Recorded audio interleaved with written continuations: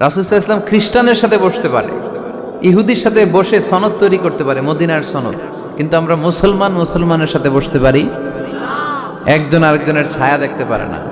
হিংসা, বিদ্বেষ, জেলাসি, অহংকার, ঠিক কিনা?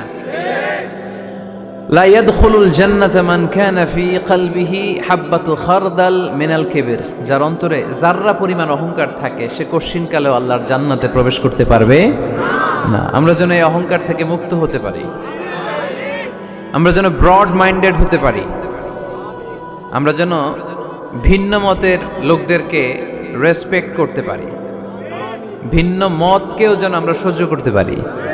আমাদের দেশে এত কাদা ছোড়াছুরি, এত মারামারি কেন জানেন? আমরা ভিন্ন মতকে দমন করতে চাই, ভিন্ন মতকে আমরা স্পেস দিতে চাই না, ফলেই এত ঠেলাঠেলি। এজন্য মতামত বিভিন্ন থাকবে। This is the beauty of Islam, unity in diversity, unity in diversity. ঐক্য হবে বৈচিত্র্যের মাঝে, আমাদেরকে ঐক্য খুঁজতে হবে। এক একজন এক এক চেহারা। এই তুমি কালা হইলা কেন, তুমি খাটো হইলা কেন, তুমি লম্বু কেন, এরকম বললে চলবে? এই মেয়ে তুমি বিএনপি করো কেন, তুমি জামাত ইসলাম করো কেন, সব আমলিগ হয়ে যাও, বলা যাবে? তুমি এই পীর সাহেবের মুরিদ কেন, আমি যে পীর সাহেবের মুরিদ হইছি ওইখানে আসো না কেন, বলা যাবে না। Unity in diversity. রাসূল সাল্লাল্লাহু আলাইহি ওয়াসাল্লাম ইহুদিদেরকে স্পেস দিয়েছেন, খ্রিস্টানদেরকে স্পেস দিয়েছেন। মনে রাখতে হবে, ঐক্য প্রক্রিয়ার নাম হচ্ছে, এটা এমন একটা প্রক্রিয়া যেখানে সবাই একই চিন্তা চেতনা পোষণ করবে এমনটা নয়, বরং এক একজনের এক এক চিন্তা, কিন্তু মৌলিক বিষয়ে সবাই এক। ইউনিটি ইন ডাইভার্সিটি, বৈচিত্র্যের মাঝে আমাদেরকে ঐক্য খুঁজতে হবে। প্রিয় ভাইরা, কথা বুঝতে পেরেছেন? আপনারা কি জানেন যে আমরা ইবাদত করি মসজিদে, খ্রিস্টানরা ইবাদত করে কোথায়? গির্জায়, তাই না? গির্জাকে ইংরেজিতে কি বলে জানেন? চার্চ বলে। তো ইউরোপে এবং আমেরিকাতে যে গির্জাগুলো আছে, এই গির্জাগুলো তারা বিক্রি করতে শুরু করে দিয়েছে। এর কারণ, খ্রিস্টানরা তাদের গির্জাগুলোতে ইবাদত করতে যায় না। আমরা তো নামাজ 3 ওয়াক্ত পড়ি, 2 ওয়াক্ত বা 5 ওয়াক্ত, 7 দিনে তো একবার হাজিরা দিতে যাই, ঠিক কিনা? তো ওদের এমন দশা যে ওদের গির্জাগুলোতে 1 মাসও যায় না, 6 মাসও একবার যায় না। তো এই গির্জা রাইখা লাভ আছে? লাভ নাই।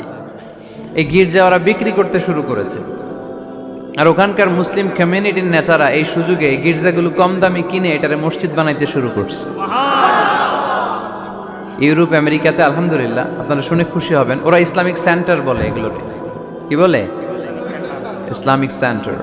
আমাদের এরকম ইসলামিক সেন্টার করা দরকার, যেখানে দার্স হবে, দার্স, রেগুলার দার্স হবে। এই যে তাফসির মাহফিলগুলো বছরে একবার, গত বছর আসছিলাম এখানে, আবার 1 বছর পরে দেখা, কি শিখলেন কি শিখলেন না, কি বুঝলেন না, আর জানা শোনার সুযোগ হয়েছে নাই। কিন্তু সেন্টার যদি হয়, ওখানে শিশু কিশোরদের আলাদা কোরআন শিক্ষার আসর, আমার বোনদের আলাদা শিক্ষার আসর, বয়স্কদের আলাদা কোরআন শিক্ষার আসর, তারপরে সেখানে হেজামা সেন্টার থাকবে, রুকিয়া সেন্টার থাকবে, তালিম, তাদরিস, তারবিয়ার সব ব্যবস্থাপনা থাকবে। এজন্য সব জায়গায় এরকম সেন্টার থাকার দরকার আছে না নাই? যতদিন আমরা এই ইউনাইটেড থাকব, ততদিন আমাদের দিকে চোখ তুলে তাকাবার খবরদারি কারো থাকবে না। আর ইউনিটি যখন ব্রেকডাউন করবে, আমরা শততা বিভক্ত, একজন আরেকজনের গালি দিবে, একজন আরেকজনের কাফের বলবে, তখনই সমাজের সব শান্তি সুখ এগুলো বিনষ্ট হতে চলবে। জোরে বলেন ঠিক কিনা? মুসলিম উম্মার মধ্যে এখন এই সমস্যা, ইউনিটি নাই। We don't have any central leadership, আমাদের কেন্দ্রীয় নেতৃত্ব নাই। এই যে ফিলিস্তিনে যে মারে আমাদেরকে পাখির মতো গুলি করে, মিয়ানমারের রাখাইন রাজ্য থেকে 10 লক্ষ মুসলমান তাড়ায় দিল টেকনাফে, এখন তারা পাহাড়ি এলাকায় আশ্রয় নিয়েছে। সিরিয়াতে মার খেয়ে গোটা বিশ্বে এরা ছড়িয়ে আছে। এই যে মুসলমানরা গোটা বিশ্বে মার খায়, আমাদের পক্ষে কথা বলার মতো আমাদের কোনো কেন্দ্রীয় লিডার আছে?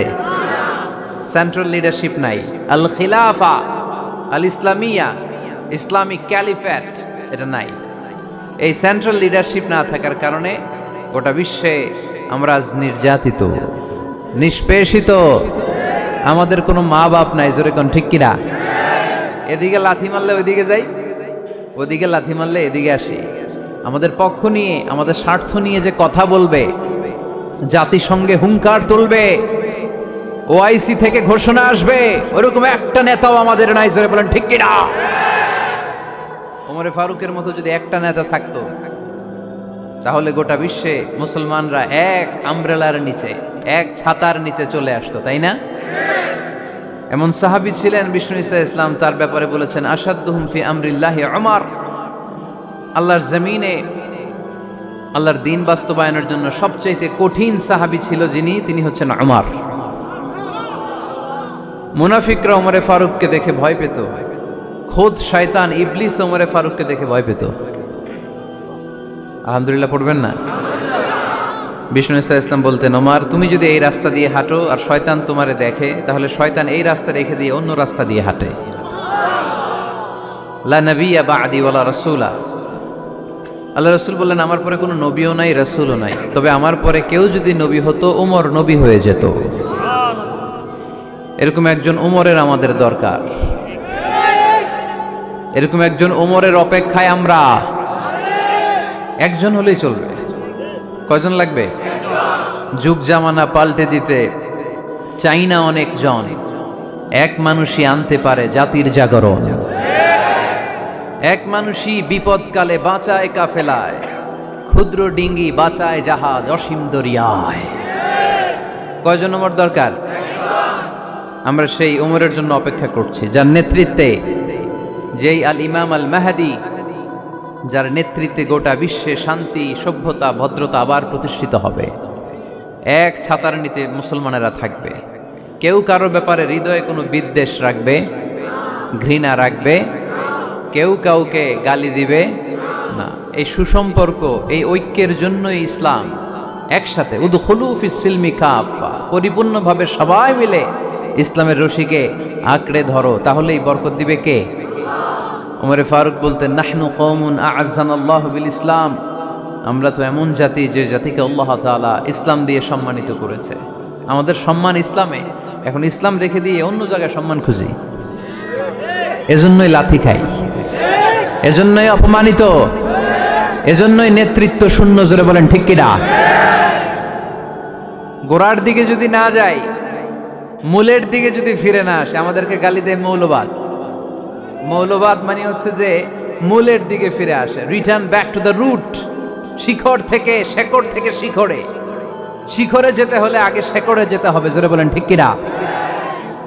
এজন্য ঐক্যের কোনো বিকল্প নাই। আমি আমার আলোচনার শুরুতেই এই মেসেজটা আপনাদের কাছে ড্রপ করতে চাই যে আসুন আমরা কাদা ছোড়াছুড়ি ছেড়ে দেই, হিংসা বিদ্বেষ ভুলে যাই, হৃদয়টারে সবার জন্য উজাড় করে দেই। মুমিনদের হৃদয়ে থাকবে সবার জন্য ভালোবাসা। কি থাকবে? আল্লাহ রাসূল সাল্লাল্লাহু আলাইহি ওয়াসাল্লাম মক্কা থেকে যখন মদিনাতে গেলেন, তিনি দেখলেন দলে দলে লোকজন কালিমা পড়ে মুসলমান হচ্ছে, বড় একটা মুসলিম কমিউনিটি গড়ে উঠল। আল্লাহ রাসূল সাল্লাল্লাহু আলাইহি ওয়াসাল্লাম খেয়াল করে দেখলেন ওখানে শুধু মুসলিম কমিউনিটি নয়, ওখানে জিউস কমিউনিটি আছে, মানে ইহুদি কমিউনিটি। মদিনাতে ইহুদিরাও থাকতো। আবার খেয়াল করে দেখলেন আশেপাশে খ্রিস্টান কমিউনিটিও আছে। তাহলে মোট কয়টা কমিউনিটি হইল? রাসূল সাল্লাল্লাহু আলাইহি ওয়াসাল্লাম এই তিন দলকে নিয়ে একটা চার্টার করলেন, চার্টার। ইতিহাসে এটা মদিনা চার্টার নামে পরিচিত, মদিনা সনদ। সুবহানাল্লাহ পড়েন।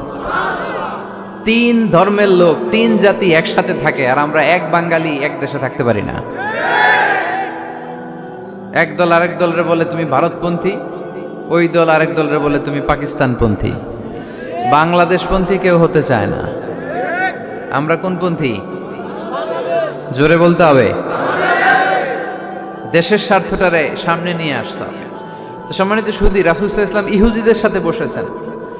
মদিনা চার্টারে যদি তিন ধর্মের লোক থাকে, মানে Muslim community, Jews community and the Christian community যদি থাকে, তার মানে এই মদিনা সনদের মধ্যে স্বাক্ষর করেছিল তিন কমিউনিটির নেতারা।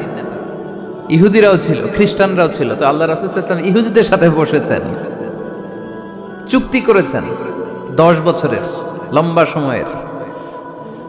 খ্রিস্টানদের সাথে চুক্তি করেছেন। আপনারা কি ঐক্যের পক্ষে না বিপক্ষে? আমরা যেন ঐক্যবদ্ধ হতে পারি, আল্লাহ তুমি তৌফিক দান করো। আমরা যেন হিংসা বিদ্বেষ ভুলে যে ইসলামের কল্যাণে কাজ করতে পারি, তুমি তৌফিক দান করো। আরো জোরে পড়ি আমিন।